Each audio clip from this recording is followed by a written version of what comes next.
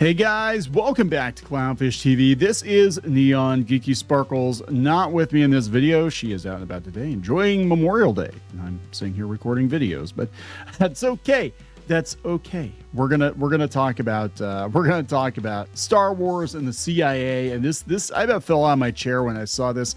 I gotta give a hat tip to Pimp Master Broda, who sent this to me. Apparently, the CIA was using fake Star Wars fan sites to talk to spies. I'm not even kidding. This is crazy, right? I mean, I understand this sort of thing happens, but now I have to wonder how many of these websites, how many of these media sites, nerd sites that are out there are perhaps being used by the government either as means of communication, or maybe they're trying to ensnare someone and trap someone. Maybe they're trying to do a psyop or something like that. You know what I'm saying? I mean, it's like you can't trust anybody anymore. But let's talk about the weird, wild world of the CIA using Star Wars sites to talk to spies. And this is kind of crazy. Before we get into it any further, please subscribe for more pop culture news, views, and rants. Guys, check out news.clownfishtv.com, please, in case YouTube forgets about us, because, YouTube is forgetting about a lot of people these days. They're changing everything. Maybe it's all a government psyop or something. I don't know. Trying to program us all, right? So, yeah, this is coming from Deserto, but they actually got it from, let's see, what's the original source? 404 Media. And 404 Media has their site paywalled, so I do not want to show their article, but they are the original source, and this is apparently the site in question.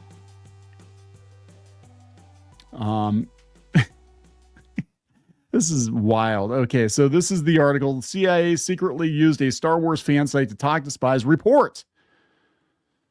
According to 404 Media, an amateur security researcher by the name of Ciro Santilli discovered a series of sites built by the CIA to covertly communicate with its informants in other countries. Is this why so many of these articles on these websites are nonsensical? Because it's code. One of those sites looked like a Star Wars fan page with cartoon images of Yoda and C-3PO on it, along with advertisements for Xbox and Wii era video games. So this is a while ago, as well as Lego sets featuring items from the series. It was shut down after it was discovered by the Iranian authorities over a decade ago. So what's going to come out in 10 years from now? That's what I want to know. Is it going to come out 10 years from now that these websites that were attacking gamers, that they were actually government backed? Oh, wait, it's already come out that some of them are taking money from the government. I'm just saying, like, we don't know how far down the rabbit hole goes. It could be that all this stuff is just all about, messing with people, or, some kind of a spy program or something. I believe a lot of these media watchdog websites are there to keep tabs on potentially problematic websites and online personalities in case they step out of line. Then you start the smear campaigns, right? Either it's a corporate motivation, like this is a competitor, we have to get rid of them because they're eating into our market share, or it is the government. We can't have these people because it starts with them questioning, too many lesbians in video games or whatever. When it ends with them calling to overthrow the government or some crazy shit like that. I mean, this is insane. But being into the paranormal and the weird, the strange and unusual. I myself am into the strange and unusual. Being into that sort of stuff, it is pretty wild to see what our government has done over the decades that we're aware of. We don't even know the extent of it, but some of the stuff that they've done, like with research into psychic activity, or remote viewing, that sort of thing, UFOs, that's a whole rabbit hole in of itself. So honestly, fake Star Wars fan sites are like the most mild normie thing I think that the CIA has done. All right, so a group of CIA websites discovered by the researcher. When asked why he decided to investigate the network of CIA sites, he said it was because of his interest in Chinese politics. his penchant for TV adaptations of spy novels, and sticking it up to the CIA for spying on fellow democracies. That's what he said. The Star Wars fan site wasn't the only one the researcher found either. The publication said he discovered a comedian fan site, another about extreme sports, and a third about Brazilian music. Some of the sites reportedly appeared to target Germany, France, Spain, and Brazil, according to their language and content.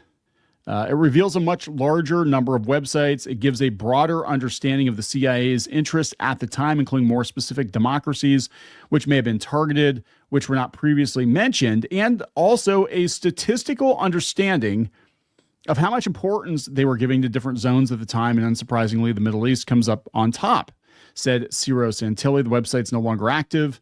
Just sends you. So when you visit the URL, it sends you to the CIA website. Oh my God. That's crazy. That's just absolutely insane. So here's Deserto's post. Let's see what the responses are like here. Grok, is this true? Zek says, reports suggest the CIA used a Star Wars fan website, Star Wars Beyond the Unknown, to send hidden messages. 44 Media and Reuters. Reuters picked it up too. Some kid just trying to read about Darth Maul lore and accidentally uncovers a Cold War operation. This sounds like the plot of an 80s movie. This sounds like War Games or something. Hold on, could the CIA get charged with illegally distributing music, or did Lucasfilm officially partner with them? There's no way in hell. The way you think the law works is interesting, like pre 9/11 naivete. No, the CIA and those working for it cannot get charged because nobody will charge them. That's actually probably true. It's probably true. CIA ruined Star Wars confirmed. Why not just send them a message personally? Not surprised one bit. This person says live footage of CIA offices when men and women fall for gender war bait. Things that never happen. No, it could. Seems a little crazy. I heard of guys that organized huge drug deals through a model train aficionado forum by speaking in code. I'm shocked there aren't more examples of astroturfed fan clubs that are all just fronts. I think that it happens a lot. I think it happens a lot in the nerd space. I don't know if it's the government per se, but I do believe corporations are behind a lot of the attacks on fandom. For whatever reason, either they're trying to force you to like the current thing, or it's a rival company trying to, sway people's opinions one way or the other. But I think a lot of it is astroturfed. I think it's a very insidious marketing plan. Speaking of Sidious, we've got Darth Sidious here, but some random teenager posting stuff. CIA thinks it's a hidden message. Force is strong with the government. Yeah. Some have been saying this, says Ronan. They were also using Star Wars in game chat to talk. The more you know. Yeah. I like Star Wars. What's he trying to tell us? Plot twist. Palpatine was just a misunderstood intelligence officer. It's been discovered. Whistle blown. Wow. Interesting. Yeah, I mean, look, it really is making me wonder, especially the way that things are going. Currently, the government funding gets pulled and all of these nerd sites are kind of collapsing, right? They're all getting sold off. They're laying people off. Now, it could be that they were just given money just because, or it could be that they're given money to be useful at some point. I don't know. I'm going to be honest. I have no idea. But I do know that, when it comes to culture war stuff, I think there's definitely something elsewhere, something elusive going on. None of it feels organic. It doesn't feel like it just, is some big social paradigm shift that's been brewing under the surface for decades. It feels like it was instigated artificially by someone somewhere for some purpose. And I don't think it was all about, rights for certain people. I think it was more about, my personal opinion, more about chaos and unrest and possibly sales. I don't know. So there we go, guys. We know for a fact that apparently, allegedly, I guess, so maybe we don't know for 100% certain, but there are outlets, including Reuters, running with it that, at least a couple of Star Wars websites were astroturfed 10, 15 years ago. And I do believe in 10, 15 years from now, we will find out that a lot of these nerd websites have some dubious origins. So, gonna wrap it up. Please subscribe. We will talk later.